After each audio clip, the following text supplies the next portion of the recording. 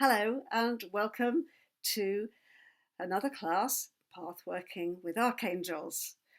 I do hope you keep referring back to the diagram that I sent you with the different archangels in their positions on the tree of life.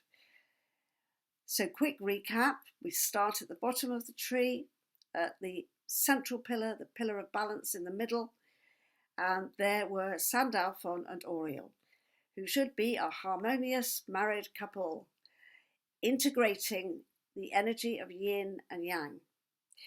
We moved up the central pillar and we met Gabriel. Gabriel is the communicator.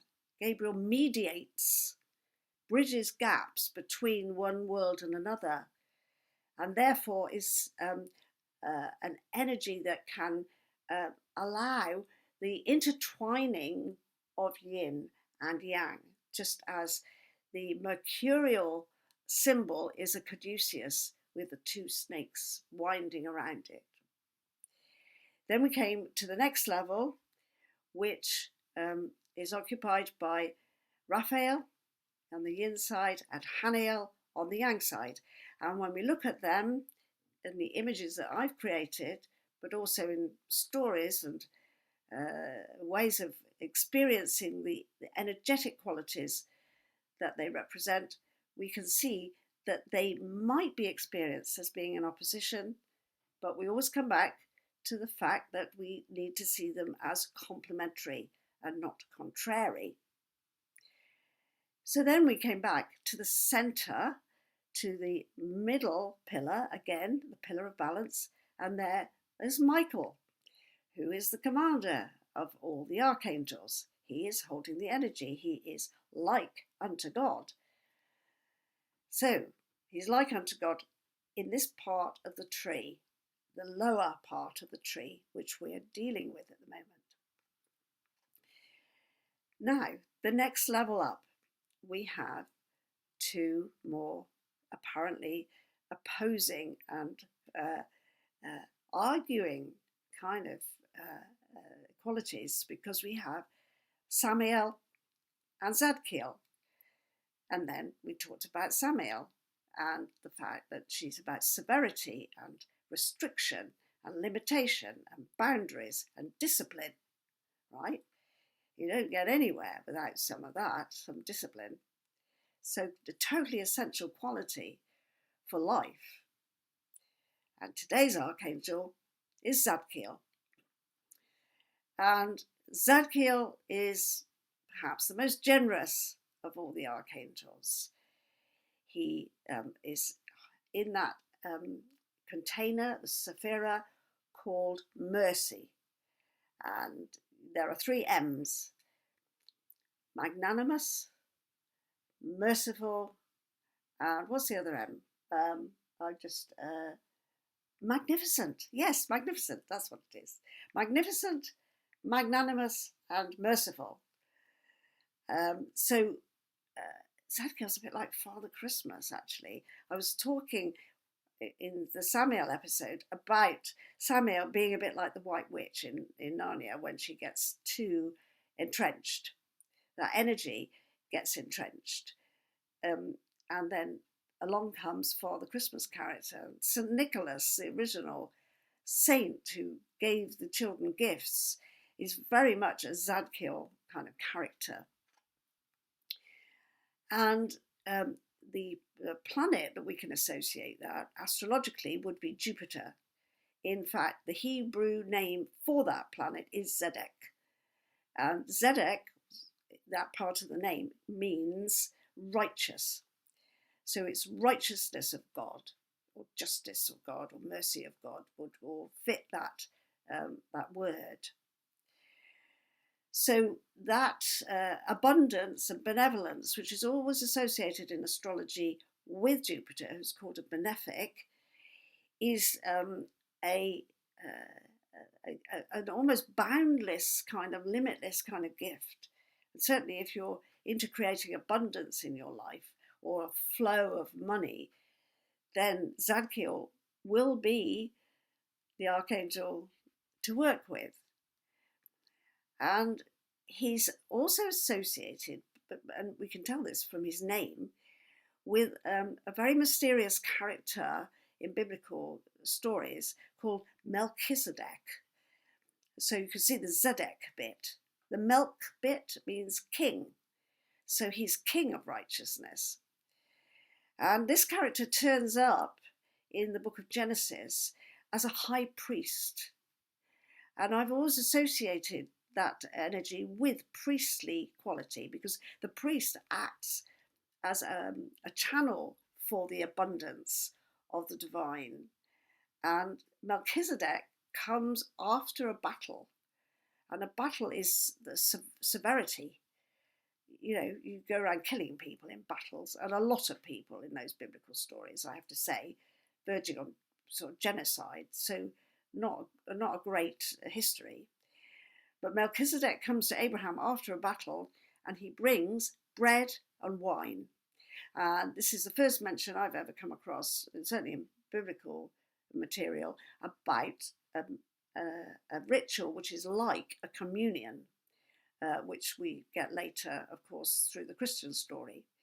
So Melchizedek brings the bread and the wine. So that is the priestly role, to bring that communion, to bring things back together where they have been separated, because severity will separate things, and they have to be brought back together. They have to be ameliorated and healed. And in that sense, if you look at the four that surround Michael, Samael, Zadkiel, Raphael, and Haniel, you can see how those opposites play out, because Haniel, the warrior, is opposite, diagonally opposite Samael, severity. And then Raphael is diagonally opposite Zadkiel, right? So if you think of those in terms of astrology, what the astrologers say is that Mars, Haniel, Saturn, Samael, are malefics. And they say about Jupiter, Zadkiel, and Raphael, Venus, they call them benefics. That's in traditional astrology. So that also informs us about the shape of this bottom of the tree, because we have Michael holding the energy in the middle. So any tendency to pull in one direction or another will be balanced by Michael being in the center place, in the hub. So what we're dealing with now is we've got these characters, these actors in the field of life, the archangels. They are creative, energetic forces. They are what Carl Jung would have called archetypes. They're psychological archetypes for the human psyche, but they are also archetypes that are present in everything, in life itself. So it's a really key stage that we've got to at the moment. And after this class, I want you to spend some time just looking at that group at the foot of the lower half of the tree of life. So you look at all the archangels that we've done so far. Just ignore the others for the time being. Just put them to one side, and we'll come back to those shortly. But thinking of who you are in your life, in the world, those archangels are the ones to look at. So think about it like this. Historically, you arrive at the foot of the tree in some senses as a small child. What would be great for you is that you've got a nice balance of male and female in your life, perhaps your actual birth parents, one woman, one man, or whoever have brought you into the world. They represent those two energies. So it might be two men actually, or two women, but they need to bring that energy around you so you experience both of them, right? But then that's you in your home as a tiny child. Then you go out into the world with, we hope, some communication skills. That's what you're doing next. In fact, it's totally, impossible really to go into the world and to go into a nursery class unless that communication has been achieved in your early years. So between the ages of 1 and 3, you are learning to actually talk, and you're learning to say how you feel. That's really important as well. Not just what you want, but how you feel about things, to be able to tell the older people around you, what's going on for you. So that's the Gabriel. Okay, so what happens next is you go into the school, you go into, or the outer world in some way, you go into the playground perhaps, and there we have the Raphael and the Haniel energies, because the Haniel is the warrior. You've got to be able to stand up for yourself, and you might get into playground scuffs, or you might retreat into the corner and think, this is a bit rough, I'm just not going to join in, because you get a bit yin about it. So again, you have to have that balance very early in your life in order to cope with what's going on in the practical world outside the home that you've come from.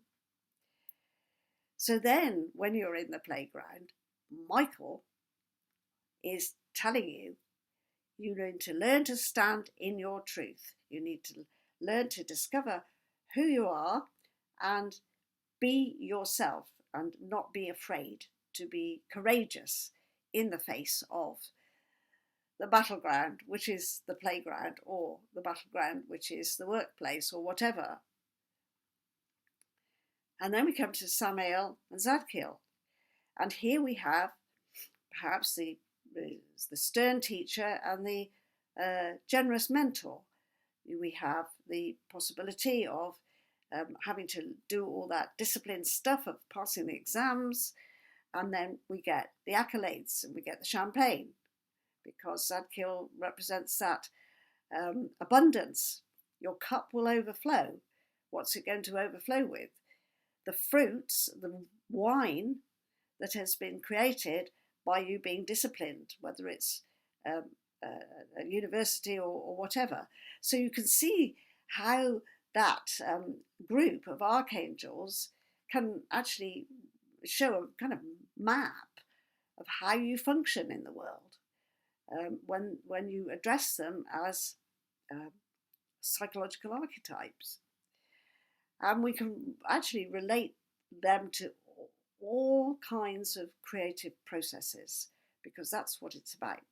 You are creating yourself in life. And when you work with different archangels, you can discover, well, I need a bit more discipline here. This isn't going the way I want it to. Or, I'm just getting over obsessive, and I'm not allowing myself any freedom of joy and abundance. Maybe I just need to let go a little bit and allow the universe to hold me up.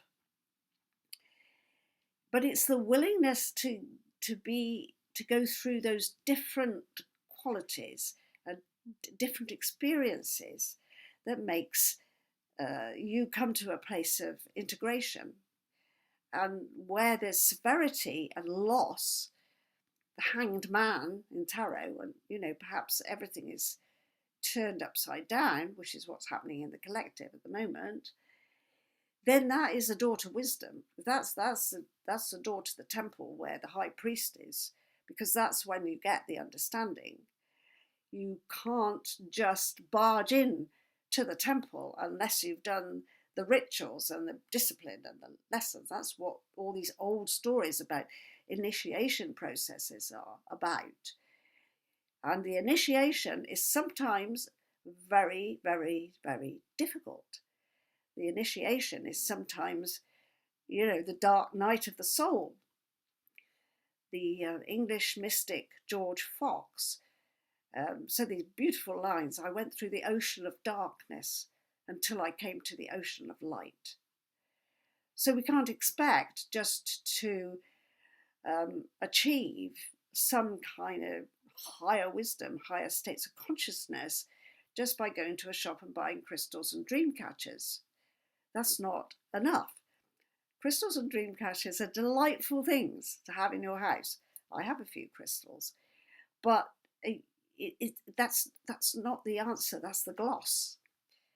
The answer is being willing to go through these different stages of initiation. It's like an alchemical process, and understanding the archangels and how they can support you on that journey, and keep affirming to you that, okay, this bit's difficult, this bit's challenging, but the whole, when it's integrated, becomes this multicolored rainbow of light, the Robe of Glory. The Robe of Glory is colored with different colored crystals or stones or gems or jewels.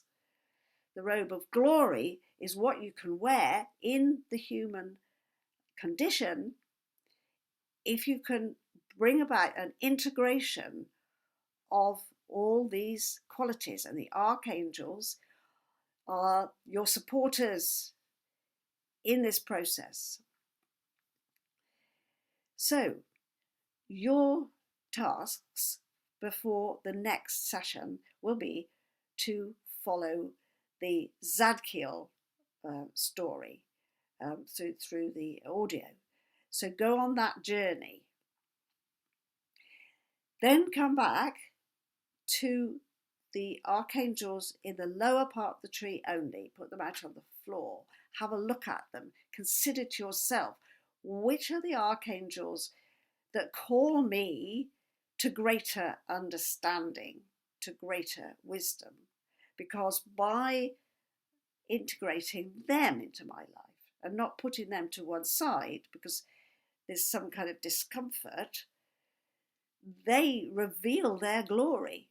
You know, there's this thing that, you know, if you put a monster in the closet, it'll get more powerful and it'll disrupt, it'll rattle and it'll disrupt things.